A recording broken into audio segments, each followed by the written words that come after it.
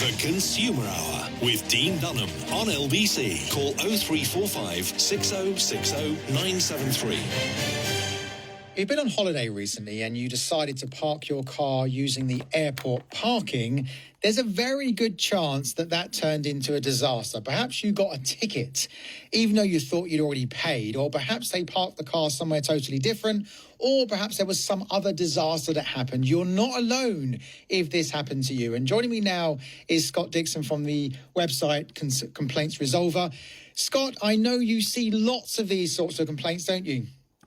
I do, Dean, and the sheer scale of the private parking industry is astonishing. This is a massive industry worth over £1.5 billion a year.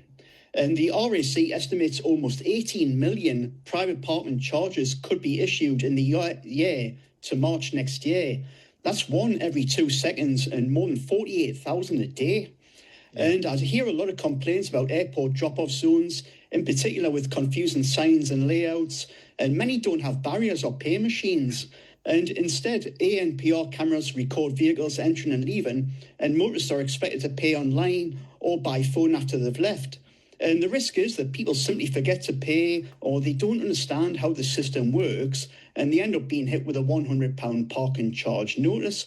And obviously there's a problem of rogue meet and greet parking firms as well. Yeah, I mean, there's so many problems. I mean, the worst thing I see really is when people that have done the right thing, they've paid in advance, thinking, yep, I've got it all sorted. I've got that part of the holiday all organised. They turn up, they drop the car off. And when they come back, either they've got a ticket there and then, or weeks later, a ticket arrives in the post. And so far as they're concerned, they did everything right. I mean, it's a problem. And Scott, so many people suffer with this. It's amazing because since I've mentioned we're doing this, I mean, earlier today I mentioned it on X, lots of people have been messaging into me, telling me their problems. Let's go through a couple of them now. I want to see what you think about some of these. So Richard from Maidstone asks, I booked airport parking, of course, believing it would be at the airport. It wasn't. The parking was, in fact, in a field 25 minutes from the airport, causing great inconvenience. Can I get a refund? This is so common, by the way. So many people say this. Scott, what's your thoughts? Yeah, it's a really good question, Dean, because we're hearing more and more complaints like this. And if you booked what you reasonably believed was airport parking, but ended up in a field 25 minutes away, I would be asking whether the service matched what was promised. And you often say, are you getting what it says on the tin? And what I would do is go back and look at the website and booking confirmation, take screenshots of anything that gave you the impression that the parking was on site. And I'd also check online to see if other customers have reported the same problem. And if you were led to believe the parking was at or very close to the airport and that influenced your decision to book it, I'd argue that the service was not as described. And I would ask for a full refund, saying they are in breach of contract under the Consumer Rights Act 2015. And obviously put your complaint in writing, and I would demand a full refund.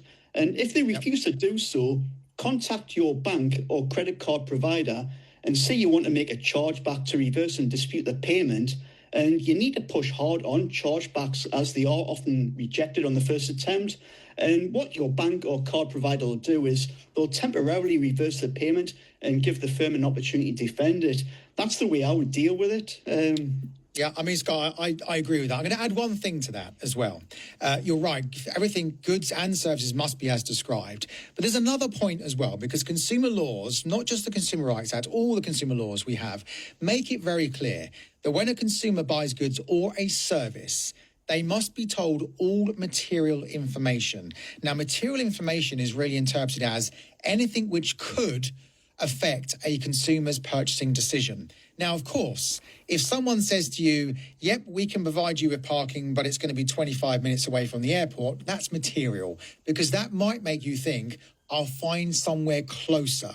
So that's something else I think that's worth throwing in this scenario. But either way, I agree with you, Scott. Richard's going to get maybe not all his money back because he's had a service, but he's certainly going to get a price reduction, as the Consumer Rights Act phrases it, because he's had a service, but it's not been quite as it should have been. And there's an important word, I think, in in here is it in his text, which is he's been inconvenienced, and I think he's going to be entitled to something for the inconvenience. Abigail from Watford asks, I used a meet and greet parking service at an airport. A week after I collected the car, I received a parking ticket as the parking company had parked my car illegally. Surely this is not my fault and I should not be held liable. What do you think? You're right, Abigail. This is not your fault, and you should not be held liable for it. I'd take a two-pronged approach. First, appeal to the private parking operator and explain what's happened, and tell them that you used a meet and greet firm. Say that they need to take the matter up with them, and what you're aiming to do there is transfer liability from you to them. And secondly, I would make a formal complaint to the meet and greet firm as well, with a copy of the parking charge notice, and tell them that they need to deal with this urgently. And I would also submit a data subject access request. And what you're asking for there is your personal data relating to the vehicle and booking. So this could include records, timestamps, photos, and ANPR entries to track where the car was travelled around the airport and maybe beyond. And it's all evidence that you may need at a later date if this escalates. And I'd also check online to see if other customers have had similar experiences, because it's likely you're not alone. And I'd also report them to trading standards, because this is probably just the tip of the iceberg, Dean. Yeah, I mean, there's no doubt about it. Abigail will not be alone, because this is quite common. I think it's worth throwing a bit of law at this as well, because the Consumer Rights Act obviously says that services, and airport parking is deemed to be a service, must be carried out with reasonable care and skill. If they park the car somewhere where it gets a ticket, that breaches that reasonable care and skill, meaning that they're in breach of contract, meaning that if you suffer as a result of the breach, i.e. you've got a ticket, they have to reimburse you. It is so straightforward, the law on that. Abigail, you're definitely going to get your money back. You can do all those things Scott said as well. And I think if you ask all of those things that Scott says, they're going to think, oh, my God, let's just give Abigail her refund. It's going to be too difficult. Sometimes being a pain is a good way of getting the result that you're looking for. Scott, let's have a look at one more question. Susan from Ashford asks, my flight home was delayed by 10 hours, meaning my parking ran over, and as a consequence, I received a charge notice. Can I get out of paying this? It wasn't my fault. I was late. This is an interesting question, Dean, and this must happen all the time. Yeah. And the first thing to establish is where the parking charge was issued. And was it issued on airport land, or was it issued in an ordinary car park nearby?